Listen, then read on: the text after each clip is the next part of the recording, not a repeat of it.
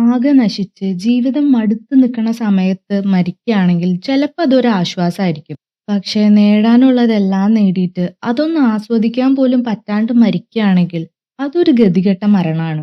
ഇവിടെ അങ്ങനെ ഒരു മരണം സംഭവിക്കുന്നത് ഒരു കണ്ണീച്ചോരയില്ലാത്ത വക്കീലിനാണ്. മരിച്ചിട്ടും പക്ഷെ അവൾക്ക് വീണ്ടും ജീവിക്കാൻ ഒരു അവസരം കിട്ടാണ്. ആ ഒരു അവസരം കിട്ടണമെങ്കിൽ അവൾ ചെയ്യേണ്ട ചില കാര്യങ്ങളുണ്ടായിരുന്നു. അത് ഇത്തിരി വിചിത്രമായിരുന്നു. അപ്പൊ നമുക്ക് നോക്കിയാലോ അവൾ എങ്ങനെയാണ് അവിടം വരെ എത്തണേന്ന്. യുൻവു ജനിച്ചത് ഒരു പാവപ്പെട്ട വീട്ടിലായിരുന്നു. അവളുടെ അച്ഛൻ ചെറുപ്പത്തിലേ മരിച്ചു. അച്ഛൻ മരിച്ചതിന്റെ സങ്കടത്തില് അമ്മേനെ അവൾക്ക് നഷ്ടപ്പെട്ടു. അച്ഛനോടുള്ള സ്നേഹം കൊണ്ടാണ് അമ്മ മരിച്ചതെന്ന് അവൾക്കറിയായിരുന്നു. അതുകൊണ്ട് തന്നെ പ്രണയത്തോടും വിവാഹത്തോടും എല്ലാം അവൾക്ക് വെറുപ്പായിരുന്നു. ആരെയും ആശ്രയിക്കാതെ വലിയൊരു നിലയിലെത്താനായിട്ട് അവൾ വാശിയോടെ പഠിച്ചു. കാലങ്ങൾ കടന്നുപോയി. അവൾ ഒരു വലിയ അഡ്വക്കേറ്റ് ആയിട്ട് മാറി. പണക്കാരുടെ കേസുകൾ മാത്രമാണ് അവൾ എടുത്തിരുന്നത്. വലിയ വീട്, കാറ്, പണം എല്ലാം ഇന്ന് അവൾക്കുണ്ട്. ഒരു ദിവസം അവളുടെ മെയിൻ ക്ലയന്റ് ആയിട്ടുള്ള ആളുടെ മകൻ ഒരു റേപ്പ് കേസിൽ അകപ്പെടുന്നുണ്ട്. കേസ് പിൻവലിക്കാനുള്ള കോംപ്രമൈസ് ചർച്ചയിൽ യുൻവുനെയാണ് വിടുന്നത്. പെൺകുട്ടിയും അവളുടെ അമ്മയും കേസ് മുന്നോട്ട് കൊണ്ടുപോകണം എന്നുള്ള നിലപാടിലായിരുന്നു ഉണ്ടായിരുന്നത്. പക്ഷെ യുൻവു അതിൽ ഇടപെട്ടിട്ട് നിങ്ങളിപ്പോ ഈ കേസുമായിട്ട് മുന്നോട്ട് പോവാണെങ്കിൽ നിങ്ങളുടെ മോൾക്ക് ഇനി പുറത്ത് തല ഉയർത്തി നടക്കാൻ പറ്റാത്ത അവസ്ഥയാവും. ഇവന്റെ കാര്യം എടുക്കുകയാണെങ്കിൽ അവന് പുറത്തുപോയി പഠിക്കാം, പുറത്തു ജോലി നോക്കാം, വേറെ ആരും ഇതിനെക്കുറിച്ച് പിന്നെ ആലോചിക്കുക പോലില്ല. പക്ഷെ നിങ്ങളുടെ മോൾക്ക് ഇവിടെ തന്നെ പഠിച്ച് ഇവിടെ തന്നെ കല്യാണമൊക്കെ കഴിക്കേണ്ടതല്ലേ. അപ്പോ അവളുടെ ഭാവിനെ കുറിച്ചൊന്ന് ചിന്തിച്ചു നോക്കൂ എന്നാണ് അവള് പറയുന്നത്. ഇതൊക്കെ കേട്ട് ഭയപ്പെടുന്ന ആ പെൺകുട്ടി ആ കേസ് പിൻവലിക്കുന്നുണ്ട്. HK കൺസ്ട്രക്ഷൻ എന്ന് പറയുന്ന വലിയൊരു കമ്പനിയുടെ ചെയർമാന്റെ മകനായിരുന്നു അവൻ. ഇത്രനാളും അവള് നിയമം കയ്യിലെടുത്ത് അയാൾക്ക് വേണ്ടി ചെയ്തു കൊടുത്ത കാര്യങ്ങൾക്കും ഇനി അങ്ങോട്ട് ചെയ്യാനുള്ള കാര്യങ്ങൾക്കും വേണ്ടിയിട്ട് അവൾക്ക് വലിയൊരു പാരിതോഷികം അയാൾ കൊടുക്കുന്നുണ്ട്. ഒരു VVIP പ്ലാറ്റിനം കാർഡും BMW കീയുമാണ് അവൾക്ക് സമ്മാനമായിട്ട് അയാൾ കൊടുക്കുന്നത്. പക്ഷെ ഒരു ദിവസം അവള് പുതിയ കാറിൽ പോകുമ്പോൾ അവൾക്കൊരു അപകടം സംഭവിക്കുന്നു. കണ്ണ് തുറക്കുമ്പോൾ അവള് പരലോകത്തെത്തിയിട്ടുണ്ടായിരുന്നു. അവിടെ ഒരു തിരക്കുള്ള ഓഫീസ് പോലെയായിരുന്നു. ഒരുപാട് എംപ്ലോയീസും അവളെപ്പോലെ തന്നെ മരിച്ചതിനു ശേഷം വന്ന കുറെ ആൾക്കാരും ഉണ്ടായിരുന്നു. അവൾക്കൊന്നും മനസ്സിലാവുന്നുണ്ടായിരുന്നില്ല. അവിടെ ചെന്ന് അവളുടെ പേര് പറയുമ്പോൾ അവിടെ മൊത്തം ഒരു കൺഫ്യൂഷൻ. ശരിക്കും മരിക്കേണ്ടിയിരുന്നത് ഒരു അമ്മൂമ്മയായിരുന്നു. ആ അമ്മൂമ്മയ്ക്ക് പകരമാണ് ഇവളെ ഇപ്പൊ അങ്ങോട്ട് കൊണ്ടുവന്നിട്ടുള്ളത്. അവിടെ സംഭവിച്ച ഒരു മിസ്റ്റേക്ക് ആയിരുന്നു ഇവള് നേരത്തെ മരിച്ചത്. അതുപോലെ തന്നെ വേറൊരു സ്ത്രീ ഒരു മാസം മുന്നേ മരിച്ചിട്ട് അങ്ങോട്ടെത്തി. അതും ഈ പരലോകത്തുള്ള ആൾക്കാരുടെ ഒരു മിസ്റ്റേക്ക് ആയിരുന്നു. ഇപ്പോഴാണെങ്കിൽ അവരും ആകെ പെട്ടിരിക്കുകയാണ്. ഇതെങ്ങനെയെങ്കിലും ഒന്ന് ശരിയാക്കണം. പരലോകത്തെ ചീഫ് ഒരു ഐഡിയ വന്നിട്ട് ഈ കാര്യങ്ങളൊന്നും അവളോട് പറയുന്നില്ല. പക്ഷെ വേറൊരു രീതിയിൽ അവളെ സഹായിക്കുന്ന പോലെ സംസാരിക്കുന്നുണ്ട് അയാള്. ഞങ്ങൾക്ക് ഇവിടെ ഒരു പ്രത്യേകതരം പ്രോഗ്രാം ഉണ്ട്. നിങ്ങൾക്ക് തിരിച്ചു നിങ്ങളുടെ ജീവിതത്തിലേക്ക് പോകണമെങ്കിൽ ഞങ്ങൾ പറയുന്ന ചില കാര്യങ്ങൾ ചെയ്താൽ മതി എന്നാണ് അയാൾ പറയുന്നത്. ഒരു മാസം മുന്നേ മരിച്ചിട്ട് അവിടെ എത്തിയ ഒരു സ്ത്രീ ഉണ്ടല്ലോ, അവളുടെ ജീവിതം ഒരു മാസത്തേക്ക് ഇവള് ജീവിക്കുകയാണെങ്കിൽ ഇവളെ ഒരു മാസത്തിനു ശേഷം തിരിച്ച് അവളുടെ ശരിയായ ജീവിതത്തിലേക്ക് പറഞ്ഞയക്കാം എന്നാണ് അവൾക്ക് കൊടുക്കുന്ന ഓഫർ. അതിന് പറ്റില്ലെങ്കിൽ ഒരിക്കലും അവൾക്ക് തിരിച്ചു ജീവിതത്തിലേക്ക് പോകാൻ പറ്റില്ല. അവൾ മരിച്ചതായിട്ട് തന്നെ കണക്കാക്കും. ഈ ഒരു ഓഫർ ആക്സെപ്റ്റ് ചെയ്യാല്ലാണ്ട് വേറെ വഴിയൊന്നുമില്ലല്ലോ. അവൾ അത് ആക്സെപ്റ്റ് ചെയ്യുന്നു. അതിനുശേഷം അവൾ കണ്ണു തുറക്കുമ്പോൾ അവളൊരു സാധാരണ വീട്ടമ്മയാണ്. കല്യാണം കഴിഞ്ഞ് 2 കുട്ടികളുള്ള ഒരു സാധാ മിഡിൽ ക്ലാസ് ഫാമിലി. ഒരുപാട് റിച്ച് ആയിട്ടുള്ള പോഷ് ലൈഫ് ജീവിച്ചുകൊണ്ടിരുന്ന അവൾക്ക് ഇതൊട്ടും ആക്സെപ്റ്റബിൾ ആയിരുന്നില്ല. ഒരു പരിചയമില്ലാത്ത ഒരാളെ ഭർത്താവായിട്ടും അവള് പ്രസവിക്കാത്ത 2 കുട്ടികളെ മക്കളായിട്ടും അവൾക്ക് കാണാൻ സാധിക്കുന്നുണ്ടായിരുന്നില്ല. അവിടെ കുറെ അയൽപ്പക്കക്കാര് സ്ത്രീകൾ ഉണ്ടായിരുന്നു. അവരോടും അവൾക്ക് സംസാരിക്കാനൊന്നും പറ്റുന്നില്ല. എല്ലാം കൊണ്ടും അവള് വേറെ തന്നെ ഒരാളാണെന്നുള്ള പോലെ തന്നെയാണ് അവള് ബിഹേവ് ചെയ്തിരുന്നത്. വീട്ടിലുള്ളവരായാലും ഈ അമ്മയ്ക്ക് ഇത് എന്താ പറ്റിയെന്നാണ് പിള്ളേരും വിചാരിക്കുന്നത്, ഭർത്താവും വിചാരിക്കുന്നത്.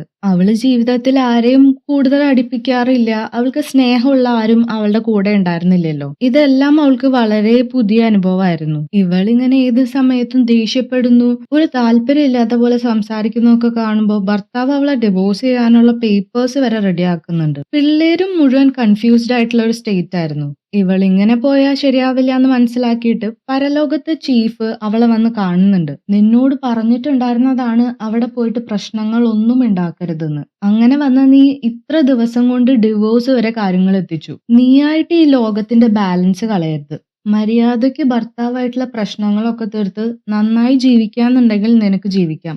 അല്ലെങ്കിൽ നിന്നെ ഇപ്പൊ തന്നെ തിരിച്ചു കൊണ്ടുപോകും എന്ന് പറഞ്ഞ് പേടിപ്പിക്കുന്നുണ്ട്. അങ്ങനെ വേറെ പ്രശ്നങ്ങളൊന്നും ഇല്ലാണ്ടിരിക്കാൻ വേണ്ടി മാത്രം ഇവരായിട്ട് സ്നേഹത്തിലൊക്കെ നിൽക്കാൻ തുടങ്ങിയതായിരുന്നു അവള്. പക്ഷെ പതിയെ പതിയെ അവൾ അവരെ സ്നേഹിച്ചു തുടങ്ങുന്നുണ്ട്. അവര് എത്ര നല്ലൊരു ഫാമിലി ആണെന്നുള്ള കാര്യം അവൾക്ക് മനസ്സിലാവുന്നുണ്ട്. ഒരു സാധാരണ ഫാമിലി പോലെ അവരുടെ ഫാമിലിയിലെ അവരുടെ അമ്മയായിട്ട് ഹസ്ബൻഡിന്റെ വൈഫായിട്ട് അവള് ജീവിക്കാൻ തുടങ്ങി. അങ്ങനെ ഇരിക്കെ ഒരു ദിവസം അവളുടെ മകളെ ഒരു പയ്യൻ അവന്റെ വീട്ടിലേക്ക് കൊണ്ടുപോയിട്ട് മോശമായിട്ട് ബിഹേവ് ചെയ്യാൻ ശ്രമിക്കുന്നുണ്ട്. അവള് വേണ്ടാന്ന് പറഞ്ഞു ഒഴിഞ്ഞു മാറാൻ ശ്രമിക്കുന്നുണ്ടെങ്കിലും അവൻ ഫോഴ്സ്ഫുള്ളി അവളെ ഉപദ്രവിക്കാൻ ശ്രമിച്ചു. അവനും അവന്റെ ഫ്രണ്ട്സും കൂടിയിട്ട് പ്ലാൻ ചെയ്ത ഒരു ട്രാപ്പായിരുന്നു അത്. അവളെ കൂടുതൽ ഉപദ്രവിക്കുന്നതിന് മുന്നേ അവരൊക്കെ കടിച്ചിട്ട് അവൾ അവിടുന്ന് ഓടി രക്ഷപ്പെട്ടു. മോള് തിരിച്ചെത്തുമ്പോ അവളുടെ കാര്യത്തിൽ എന്തോ ഒരു പന്തികേട് തോന്നി കാര്യങ്ങളൊക്കെ ചോദിച്ചു മനസ്സിലാക്കുമ്പോഴാണ് ഹാന്യുള്ള ഇതൊക്കെ അറിയുന്നത്. ഇനി ഞാൻ എന്ത് ചെയ്യും അമ്മ? എനിക്കിനി സ്കൂളിൽ പോവാൻ പറ്റുമെന്നാണ് മോള് ചോദിക്കുന്നത്. മോൾ ഒന്നുകൊണ്ടും പേടിക്കണ്ട, എല്ലാം അമ്മ നോക്കിക്കോളാന്ന് പറഞ്ഞ്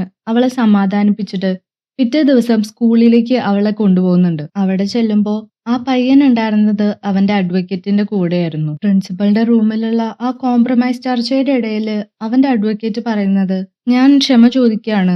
എന്തെങ്കിലും ട്രോമ ഉണ്ടായിട്ടുണ്ടെങ്കിൽ അതിന് കോമ്പൻസേറ്റ് ചെയ്യാൻ ഞങ്ങൾ തയ്യാറാണ്. അല്ലാണ്ട് കേസ് എന്നൊക്കെ പറഞ്ഞു പോവാണെങ്കിൽ നിങ്ങളുടെ മോൾക്ക് ഇനിയും ജീവിക്കേണ്ടതാണ്. അവന് വേണമെങ്കിൽ അബ്രോഡ് പോയി പഠിക്കാം, ജോലി ചെയ്യാം, എന്തും ആവാം. പക്ഷെ നിങ്ങളുടെ കാര്യം അങ്ങനെയല്ലല്ലോ എന്ന് പറഞ്ഞിട്ട് അവൾ എങ്ങനെയാണോ മുന്ന് ഇതുപോലെയുള്ള വിക്ടിംസിനോട് സംസാരിച്ചിരുന്നത് അതുപോലെ തന്നെ സംസാരിക്കുന്നുണ്ടായിരുന്നു. ഇത് കേട്ടിട്ട് ഹാന്യൂളിന് അവിടെ ഇരിക്കാൻ പറ്റുന്നുണ്ടായിരുന്നില്ല. അവള് പെട്ടെന്ന് പുറത്തേക്ക് ഓടിച്ചെന്നിട്ട് അവള് ചിന്തിക്കുന്നുണ്ട്, ഈ ജീവിതം മുഴുവൻ ഞാൻ എന്തൊക്കെയാ ചെയ്തു കൂട്ടിയത്. സ്വന്തം മോൾക്ക് ഇങ്ങനൊരു അവസ്ഥ വന്നപ്പോഴാണ് അവൾക്ക് അവൾ ചെയ്ത കാര്യങ്ങൾ എത്ര ക്രൂവലായിരുന്നു എന്ന് മനസ്സിലാവുന്നത്. തിരിച്ചു ചെന്നിട്ട് വളരെ ശക്തമായിട്ട് തന്നെ മറുപടി കൊടുക്കുന്നുണ്ട് അവർക്ക്. മോളോട് പറയുന്നുണ്ട്, നീ തല ഉയർത്തി പിടിച്ചിരിക്കണം, നീ ഒരു തെറ്റും ചെയ്തിട്ടില്ല.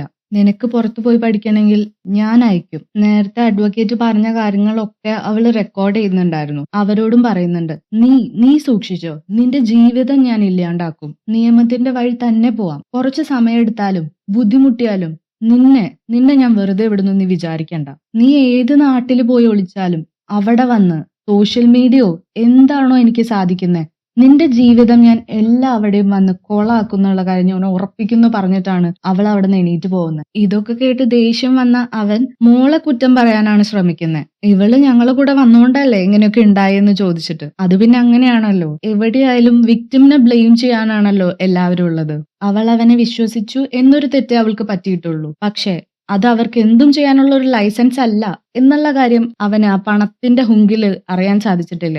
അവനെ പിടിച്ച് താഴ്ത്തിട്ടിട്ട് ഇതിനുള്ളതൊക്കെ നിന്നെ കൊണ്ട് ഞാൻ സമാധാനം പറയിപ്പിക്കുന്നു പറഞ്ഞിട്ടാണ് അവിടെ നിന്ന് പോകുന്നത്. അവരുടെ വക്കീലുമായിട്ട് സംസാരിച്ചിട്ട് ഇമ്മീഡിയറ്റ് ആയിട്ട് അവനെ സ്കൂളിൽ നിന്ന് ട്രാൻസ്ഫർ ചെയ്യണം. അതുപോലെ തന്നെ ഒഫീഷ്യൽ ആയിട്ടൊരു അപ്പോളജിയും കോമ്പൻസേഷനും തന്നാൽ മാത്രമേ ഈ കേസ് പിൻവലിക്കുള്ളൂ എന്ന് അവരൊരു തീരുമാനത്തിലെത്തുന്നത്. എല്ലാം കഴിഞ്ഞപ്പോ മോൾക്കത് വലിയൊരു ആശ്വാസമായിരുന്നു. അവള് ഹന്യൂളിനോട് പറയുന്നുണ്ട്, ഇത്ര നാളും അമ്മ എന്തോ വിചിത്രമായിട്ട് ബിഹേവ് ചെയ്യുന്ന പോലെ വേറൊരാളായിട്ടാണ് എനിക്ക് തോന്നിയിരുന്നത്. പക്ഷെ ഇന്നെനിക്ക് ഉറപ്പായി ഇതെന്റെ അമ്മ തന്നെയാ. അവൾ ഒരുപാട് സേഫ് ആയിട്ട് ഫീൽ ചെയ്തിരുന്നു ഹന്യൂളുടെ ഒപ്പം. അങ്ങനെ അവരുടെ ലൈഫ് പോയിക്കൊണ്ടിരിക്കുകയായിരുന്നു. ആ സമയത്താണ് ചീഫ് വീണ്ടും തിരിച്ചു വരുന്നത്. അവൾക്ക് ഒരാഴ്ച മാത്രമേ ഇനി തിരിച്ചു പോണേന് മുന്നേ സമയം ഉണ്ടായിരുന്നുള്ളൂ. ഒരാഴ്ച കഴിയുമ്പോൾ അവൾ ഒരു കാർ ആക്സിഡന്റിൽ മരിക്കും. പക്ഷെ ഇപ്പൊ അവരെ വിട്ടുപോകാനായിട്ട് അവൾക്ക് മനസ്സ് വന്നിരുന്നില്ല. ആ ഒരു സമയത്ത് തന്നെ മോന് ഒരു അസുഖം വരുന്നുണ്ട്. അവന്റെ കണ്ണിന്റെ കാഴ്ചയ്ക്ക് ഗുരുതരമായൊരു പ്രശ്നം ഉണ്ടായിരുന്നു. ഡോക്ടർ പറയുന്നത് അത് പാരമ്പര്യമാണെന്നാണ്. ശരിക്കും ഹാന്യൂളിനും ആ ഒരു അസുഖം ഉണ്ടായിരുന്നു. ഒരുപാട് സർജറി ചെയ്തിട്ടാണ് അവൾ ഓക്കെ ആയത്. പിന്നീട് ചീഫിനെ കാണുമ്പോൾ അവൾ ചോദിക്കുന്നുണ്ട്, ഞാൻ കുറച്ച് ദിവസത്തേക്ക് മാത്രമല്ലേ അവന്റെ അമ്മയായിട്ട് വന്നത്, പിന്നെ എങ്ങനെയാണ് എന്റെ അസുഖം അവന് വന്നതെന്ന്. ശരിക്കും ഈ ഒരു മാറ്റം സംഭവിച്ചപ്പോൾ അവളായിരുന്നു അവന്റെ അമ്മ. അവൾക്ക് അവരുടെ കൂടെ തന്നെ തുടരണം എന്നായിരുന്നു ആഗ്രഹം. പക്ഷെ അവള് ഈ ലൈഫിൽ നിന്ന് പോവുകയാണെങ്കിൽ ഓട്ടോമാറ്റിക് ആയിട്ട് അവന്റെ അസുഖവും ഇല്ലാണ്ടാവും. അവർക്ക് സാധാരണയായിട്ട് അവരുടെ അമ്മ മരിക്കുന്ന പോലെ തന്നെ ആയിരിക്കും. പക്ഷെ ഈ മരണത്തിന് ശേഷം അവർക്ക് അവരുടെ ശരിക്കുള്ള അമ്മയായിരിക്കും അമ്മ. ഇവള് തിരിച്ച് അവളുടെ ജീവിതത്തിലേക്ക് തന്നെ പോവും. അവൾക്ക് തിരിച്ചു പോവാനായിട്ട് വലിയ വിഷമായിരുന്നു. പക്ഷേ മോന്റെ അസുഖം മാറാനായിട്ട് ഈ ഒരു വഴിയേ അവളുടെ മുന്നിലുണ്ടായിരുന്നുള്ളൂ. അതുകൊണ്ട് തന്നെ അവസാനായിട്ട് എല്ലാവരോടും യാത്ര പറഞ്ഞിട്ട് അവൾ അവിടെന്ന് ഇറങ്ങി. അവള് പിന്നീട് കണ്ണു തുറക്കുന്നത് ഒരു ഹോസ്പിറ്റലിലാണ്. അവള് തിരിച്ചു അവളുടെ ജീവിതത്തിലേക്ക് വന്നിട്ടുണ്ടായിരുന്നു. എത്രയും പെട്ടെന്ന് അവൾ ഓടിച്ചെല്ലുന്നത് മോനെ ചികിത്സിച്ചുകൊണ്ടിരുന്ന ആ ആശുപത്രിയിലേക്കാണ്. അവിടെ അവരുണ്ടായിരുന്നില്ല. അവര് താമസിച്ചിരുന്ന വീട്ടിലേക്കും അവൾ പോയി നോക്കുന്നുണ്ട്. പക്ഷേ അവിടെയും അവൾക്ക് അവരെ കാണാൻ സാധിച്ചില്ല. ആക്സിഡന്റിന് മുന്നുണ്ടായിരുന്ന ആ ഒരാളായിരുന്നില്ല അവള് പിന്നീട്. അവൾ ഒരുപാട് മാറിയിട്ടുണ്ടായിരുന്നു. പണത്തിനേക്കാൾ മനുഷ്യർക്ക് വാല്യൂ കൊടുക്കാൻ അവള് പഠിച്ചിട്ടുണ്ടായിരുന്നു. അവള് മുന്നേ വർക്ക് ചെയ്തിരുന്ന HK കൺസ്ട്രക്ഷൻസിനെതിരെയുള്ള എല്ലാ തെളിവുകളും കളക്ട് ചെയ്തിട്ട് അവളുടെ ഒരു സീനിയറിന് കൈമാറുന്നുണ്ട്. അവൾക്ക് അവളുടെ വീട്ടിൽ നിൽക്കുമ്പോ എന്തോ ഒരു ഒറ്റപ്പെടല് തോന്നിയിരുന്നു. അതുകൊണ്ട് അവിടെയുള്ള എല്ലാം ഉപേക്ഷിച്ച് അവള് ന്യൂസിലാൻഡിലേക്ക് പോവാനായിട്ടുള്ള ഫ്ലൈറ്റ് കേറി. ആ ഫ്ലൈറ്റിൽ വെച്ചിട്ട് അവള് വീണ്ടും അവളുടെ പഴയ കുടുംബത്തെ കാണുന്നുണ്ട്. പക്ഷേ അവരവളെ തിരിച്ചറിയുന്നില്ല. അവൾ ആദ്യം തന്നെ നോക്കുന്നത് മോന്റെ കണ്ണിന് കുഴപ്പമൊന്നുമില്ലല്ലോന്നാണ്. അവന് ഒരു കുഴപ്പമില്ലായിരുന്നു. അവരടുത്തടുത്ത സീറ്റിലായിരുന്നു ഇരുന്നത്. അമ്മയുടെ മരണശേഷം ഒരു ചേഞ്ചിന് വേണ്ടിയിട്ട് അവരും കുറച്ചു നാള് ന്യൂസിലൻഡിൽ താമസിക്കാനായിട്ട് പോവുമായിരുന്നു. അങ്ങനെയാണ് കഥ അവസാനിക്കുന്നത്. ഈ ഒരു കോട്ട് കേട്ടിട്ടില്ലേ? Sometimes the wrong train takes us to the right destination. അവൾക്കുണ്ടായ ആ ഒരു അപകടവും അതിനുശേഷം പരലോകത്തുണ്ടായ ആ ഒരു തെറ്റുമാണ് അവളെ ഈ നല്ല മനുഷ്യരുടെ അടുത്ത് എത്തിച്ചതും അവളെ നല്ലൊരു മനുഷ്യനാക്കി മാറ്റിയതും.